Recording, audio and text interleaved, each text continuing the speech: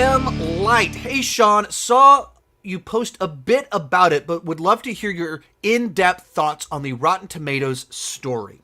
So a few days back, an article came out from Vulture basically exposing a bunch of the corruption and manipulation when it comes to Rotten Tomatoes and Rotten Tomatoes scores.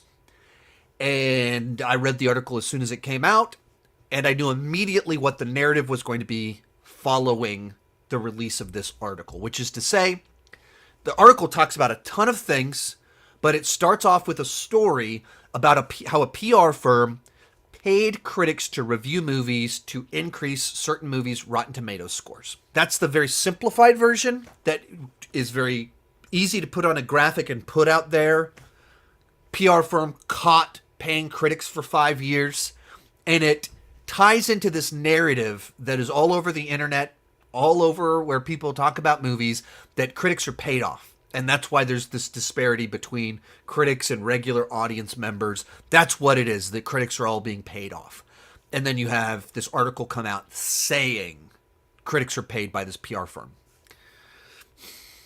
If you're looking for the smoking gun that Disney paid off critics, and that's why Last Jedi has this high score, and that's why Captain Marvel has this high score. If you're looking for the smoking gun to prove that, that's not what this is at all.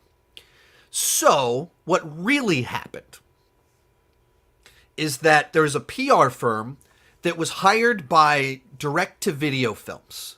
The one that they talk about in the article is Ophelia, which is a spin on Ophelia starring Daisy Ridley, came out in 2019. I'd never even heard of this movie, or this version of the story. I didn't know it came out. I didn't know Daisy Ridley was in it.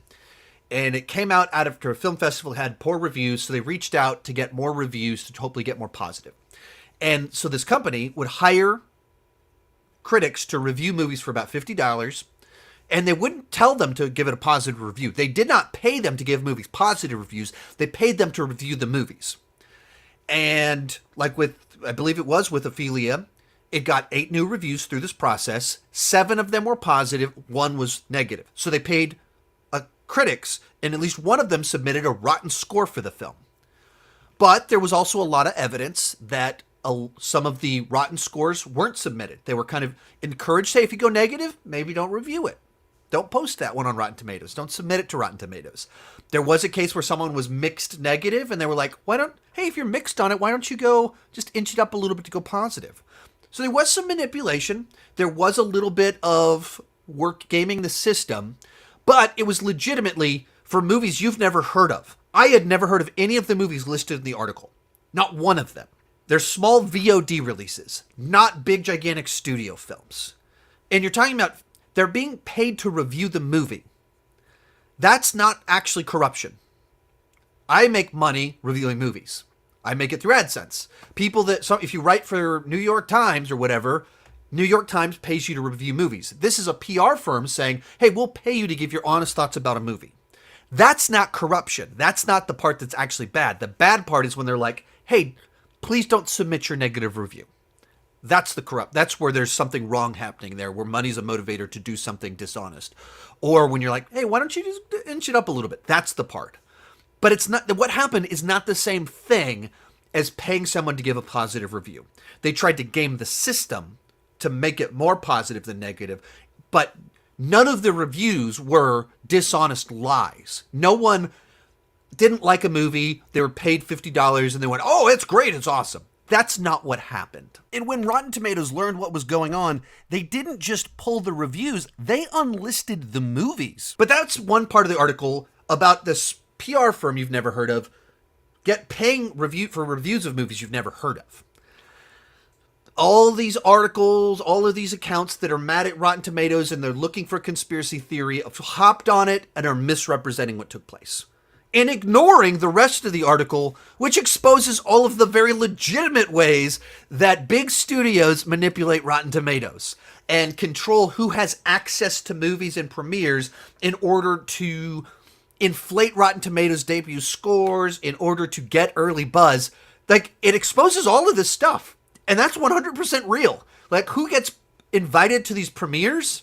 It's based off of how positive you are towards Their thing. You get invited if you're a hype man. If all you do is trash their films, then suddenly they're like, why don't we just stop inviting him to our cool premiere event? That's the more important part. Not like that Ophelia got 8 additional reviews, one of them was negative. That's not the part that's particularly useful or interesting or that important. But it's a simple narrative. PR firm pays critics is a simple narrative. You can summarize it easily and people fill in the blanks. Therefore, it spreads. That's how ideas spread. They're simple enough and repeatable enough, and they latch onto people's previously existing concepts in their minds of what's going on here. That's why it's spread. When you say that critics are excited to go because it's cool to be the first person to see a movie and there's movie stars there, and then they want to keep going because it continues to be cool to be there. Therefore, they're a little bit more inclined to hype it up a little bit more and write things in a way that gets pull quoted a little bit more. And they want to be pull quoted because it feeds their ego as well. It's just kind of cool to happen, and it's nice promotion for them. That's this corruption side to it, but it's complex. It's the access that's where it's much more of that happens. Like, everyone wants to believe that Disney's just writing checks to critics. That's nothing. It's that simple. It's in access is where the corruption's happening. So the article's a great read that's pretty straightforward on different stuff that happened. The headlines, the way people framed it, it's just not what was really happening. Most of these clips are pulled from my Patreon live streams. I do about 6 live streams every single month for $2 per month, $20 per year. You can get access to all the exclusive videos and live streams for $5 per month. You get your name on my end card. At the top tier, you get a 30-minute video chat with me each month. The link down below in the description has more information.